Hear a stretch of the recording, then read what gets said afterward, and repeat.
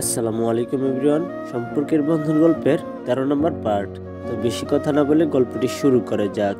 উনি বললেন, কত সুন্দর খেলাটা জমে উঠেছিল তোমার চাচার সাথে, এর মাঝে তুমি দিলে ব্যাঘাত ঘটিয়ে। আমি বললাম, আমি ব্যাঘাত ঘটালাম তাই না? আর আমি যে এখানে বসে আছি আপনার অপেক্ষায়, সেদিকে আপনার কোনো খেয়াল আছে? উনি বলল, ও সরি। ওনার সরি বলার ভঙ্গিটা অনেক কিউট ছিল। ইচ্ছে করছিল ওনাকে জড়িয়ে ধরি, কিন্তু না, এমন কিছু করলে চলবে না। ওনাকে আগে পাঞ্জাবিটা পরতে হবে। আমি বললাম, এখন যান, ফ্রেশ হয়ে আসুন, আর এটা পরে আসুন। বলে ওনাকে ওয়াশরুমে পাঠালাম হাতে পাঞ্জাবিটি দিয়ে। উনি বের হতেই বলে উঠলাম, সোজা হয়ে দাঁড়িয়ে থাকবেন, একটু নড়াচড়া করবেন তো খবর আছে। উনি ছোট বাবুর মতো দাঁড়িয়ে থাকলেন, আর আমি ওনাকে পাঞ্জাবিটা পরিয়ে দিলাম। আমি বললাম, ওয়াও, আমার ইফতিটাকে আজ একদম হিমুর মতো লাগছে। উনি বলল, তাই? তোমাকেও লাগছে রূপা। যাক, অবশেষে ওনার নজরে পড়লো। উনি বলল, দেখি শাড়ির কুচিগুলো ঠিক হয়নি। উনি আমার শাড়ির কুচিগুলো ঠিক করে দিলেন। আমি তো ইচ্ছে করি এমনটা করেছি। জানতাম আমি আমার মানুষটার চোখ এড়াবে না। সত্যিই হলো আমার ধারণা। উনি রুম থেকে বেরোবেন, তখনই ওনাকে টেনে বললাম, দাঁড়ান। ওনার সাথে মিশে গিয়ে হাতের ফোনটা বের করে সেলফি তুলছি। ওনার বুকে মাথাটা রেখেও একটা তুললাম। ওনাকে কিসও করেছি একটা। উনি আমার হাত থেকে ফোনটা নিলেন, নিয়ে উনি নিজেই তুললেন কয়েকটা। হলুদ অনুষ্ঠানে উনি এক সাইডে আর আমি অন্য পাশে দাঁড়িয়ে আছি। লক্ষ্য করলাম বরপক্ষ থেকে আসা কয়েকজন মেয়ে হিমুকে কোনো কিছুর সিগন্যাল দিচ্ছে। বিষয়টা আমার নজর এড়ালো না। উনি দেখি মজা নিচ্ছেন। দাঁড়াও, আমিও মজা দেখাচ্ছি। আমি বললাম, হাই। ওনার পাশে দাঁড়িয়ে ওনাকে হাই বললাম। নতুন করে রিলেশন করব আজ ওনার সাথে। উনি ইশারায় জিজ্ঞেস করলেন কি? আমি ইশারায় জিজ্ঞেস করলাম ফোন নাম্বারটা। উনি বলল, কার? বাপরে, উনি তো ইশারায় ভালো কথা বলতে পারেন। আমি বললাম, আপনার। কোনো কিছু না বলে অনুষ্ঠানে মনোনিবেশ করলেন। উনি হয়তো বুঝতে পেরেছেন ওনার এমন আচরণ কেন করছি আমি, তাই হয়তো এড়িয়ে গেলেন, আর মেয়েদের দিকে তাকালেন না। তবে মেয়েগুলোকে মন চাচ্ছে আমি আস্ত গিলে ফেলি। আমার কলিজার দিকে নজর দেয়, তাও আবার কেমন দৃষ্টিতে তাকিয়ে আছে। আমার তো মন চাইছে ওই সাতচন্নিগুলোর সাথে রেসলিং খেলি। লুচ্চু মেয়েরা, তোদের কি ঘরে বর বিএফ নাই? আমার বরের দিকে কি? আমি তো এক নজরে তাকিয়ে আছি। আমি ওদেরকে মনে মনে অনেক গালিগালাজ করছি। দাঁত কটমট করতে করতে মেয়েগুলোর দিকে পা বাড়াবো, তখন উনি আমার হাতটা ধরে ফেললেন। ওনার চেহারার দিকে তাকিয়ে দাঁত কটমট করে বললাম, কি? তাও আবার মাথা নাড়িয়ে জিজ্ঞেস করলাম। উনি মৃদু হাসি দিয়ে বললেন, এত রাগ কিসের? উপস, হাসিটা যদি রুমের মধ্যে থাকতে দিতেন, তাহলে নির্ঘাত উনি একটা চুমু ফ্রি পেতেন। তবে আফসোস, আমি এখনো প্রচন্ড রাগী মুডে আছি। এই মেয়েগুলোকে নোয়াখালী পাঠামো তাই। আমি বললাম, ওরা এমন ভাবে কেন তাকিয়েছে আপনার দিকে? উনি বলল, তাতে কি? আমি কি তাকাচ্ছি নাকি? আমি বললাম, ওরা কেন তাকাবেন? চোখটা হয়তো লাল হয়ে গেছিল আমার, বোধহয় মুখটাও লাল হয়ে আছে আমার। রাগলে আমার ঠোঁট, গাল আর চোখগুলো লাল হয়ে যায়, আম্মু বলেছেন। তবে আমি কখনো এটা দেখিনি, কারণ রাগ উঠলে কি আর আয়না দেখি? তখন তো কি করি না করি নিজেও জানি না। উনি বলল, ওরা তাকাচ্ছে, তাকাক না। আমি কি তাকাচ্ছি নাকি? আমি বললাম, ওরা আমার বরের দিকে কেন তাকাবে? আমার বর, আমি তাকাবো, ওরা তাকাবে কেন? উনি বলল, ও তাই নাকি? উনি তাচ্ছিল্যের একটা হাসি দিয়ে কথাটা বললেন। এই হাসির রহস্যটা আমি বুঝতে পেরেছি। আমি বললাম, তাই। কিছুক্ষণ পর মেয়েগুলো আর সাথে আসা বরপক্ষের মেহমানগুলো চলে গেলেন। এখন শুধু আমরাই আছি। আমরা বলতে শুধুমাত্র কনেপক্ষের মানুষগুলো। আমাদের মধ্যে কাজিনরা অনেকে নাচ গান করছে। একটা সময় ছিল যখন আমরা এমন অনুষ্ঠানে নাচতাম, তবে আজ নাচাটা হলো না। আমার বরটা কি না কি মনে করে বসে। আর যদি বিবাহিত না হতাম, তাহলে নির্ঘাত আমিও নাচতাম। হুট করেই কয়েকজন মিলে ঘিরে ধরলো আমাকে নাচার জন্য। ওদেরকে যতই নিষেধ করেছি, তারা কি আর আমার কথা শুনে? বারবার ওনার দিকে তাকাচ্ছি, উনি দেখি কিছুই বলছেন না। হুট করে একজন বলে উঠলো, ওনাকে আমার সাথে নাচতে হবে, মানে এখন আমাদের কাপল ডান্স করতে হবে। এবার বুঝো ঠেলা। শালিদের ঠেলা সামলাও বাপু। আমি তো বসে বসে মুচকি মুচকি হাসছি। হাসার কারণও আছে, আমি তো জানি এরা কেমন। একবার যখন বলেছে কাপল ডান্স দেখবে, তো দেখেই ছাড়বে। আমার চাচাতো বোন অনুরোধের সাথে বলে উঠলো, ভাইয়া, আজ আপনাদের নাচতে হবে। উনি বলল, আরে আমি তো জীবনে গানও শুনিনি, নাচবো কি করে? বাপরে, কি ডাহা মিথ্যা কথা। সারাদিন দেখি দীপান্বিতা গান শুনে, আরো গান শুনে, তবে দীপান্বিতা গানটি একটু বেশি শুনে। আর এখন বলছে গানই নাকি শুনে না। ওরা বলল, তা আমরা জানতে চাই না। আমার কাজিন জুসিকা বলল, তা আমরা জানতে চাই না। এই শালীদের একটাই আবদার, মোদের দুলাভাইয়ের নাচ চাই। উনি বলল, আরে আমি সত্যি নাচ জানি না। ওরা সবাই বলে উঠল, মানি না, মানবো না, আমাদের দাবি মানতে হবে। সবাই মিলে স্লোগান ধরছে। ওদের তো আমি ভালো করেই চিনি। এরা যখন ঠাঁই নিয়েছে আমাদের কাপল ডান্স দেখতে, তো এরা আমাদের আজ নাচিয়ে ছাড়বে, এটা আমি ভালো করেই বুঝতে পেরেছি। উনি বলল, ওকে ওকে, তবে একটা শর্ত আছে।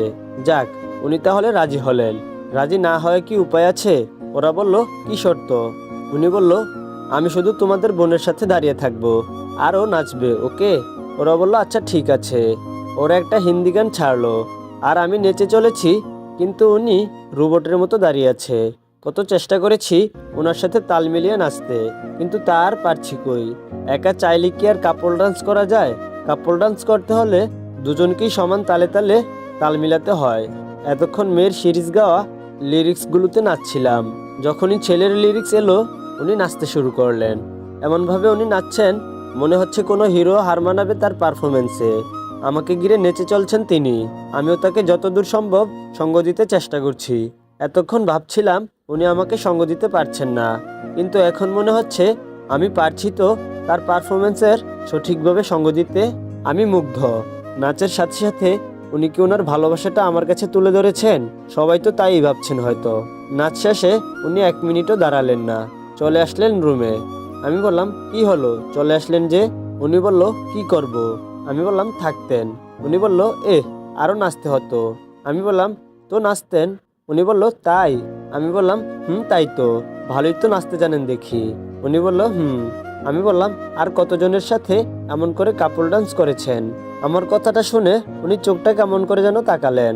মনে হচ্ছে এই বুঝি উনি আমাকে চোখ দিয়ে গুলি করলেন।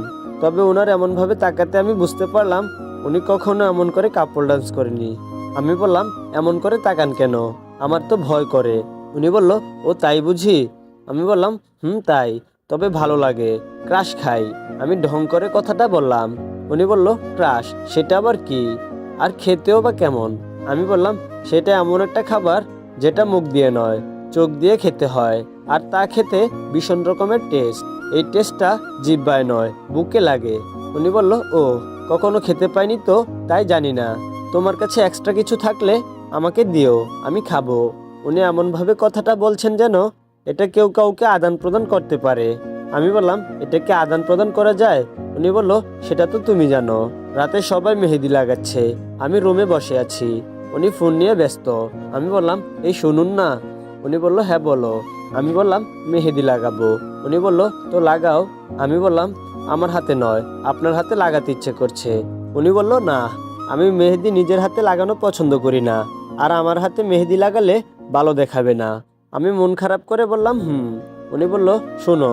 আমি বললাম, উনি বলল, তুমি লাগাও, আমি দেখবো তোমার মেহেদি রাঙানোর হাত। উনি অনেকটা আগ্রহ নিয়ে কথাটা বললেন আমায়, তাই আমি আর না করতে পারলাম না।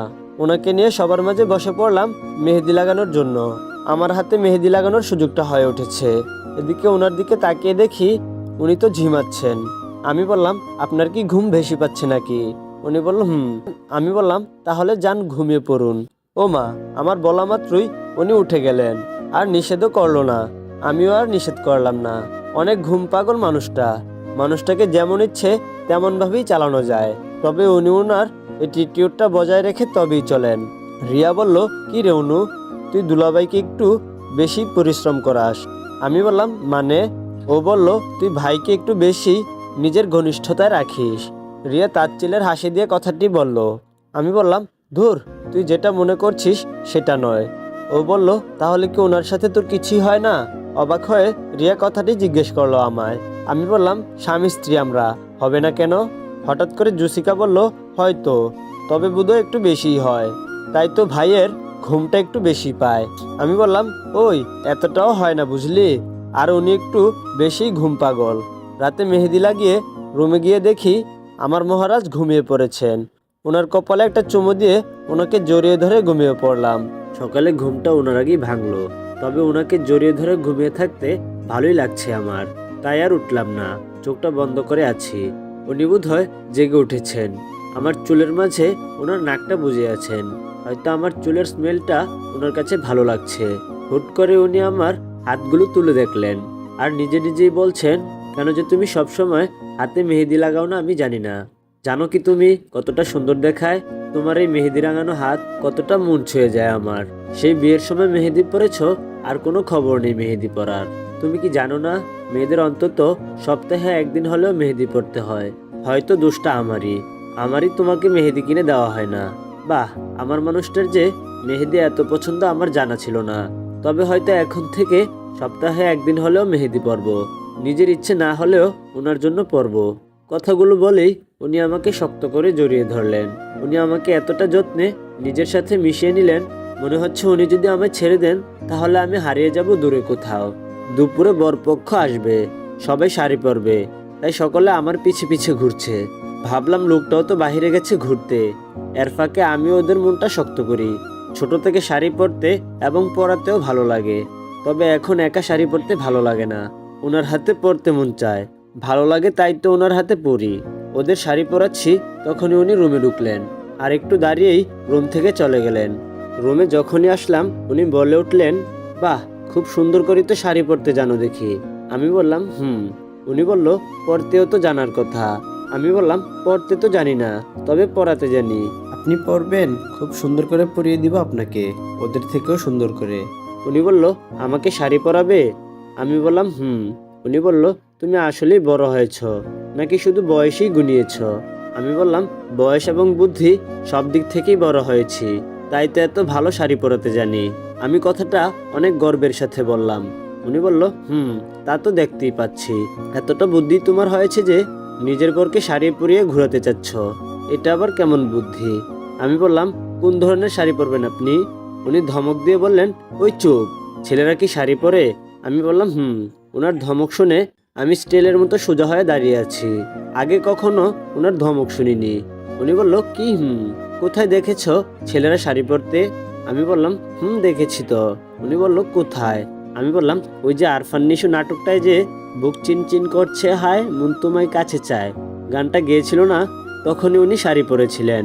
উনি বলল, এই চুপ করো, যত সব ফাউল কথা। উনি রেগে গিয়ে কথাটি বললেন আবারও। আমি বললাম উনি বলল, শাড়ি পরতে জেনেও পরো না কেন? আমি বললাম, আপনি পরিয়ে দিবেন তাই পরি না। উনি বলল, আমি পরিয়ে দিলে যা, আর তুমি পরলে তো তাই।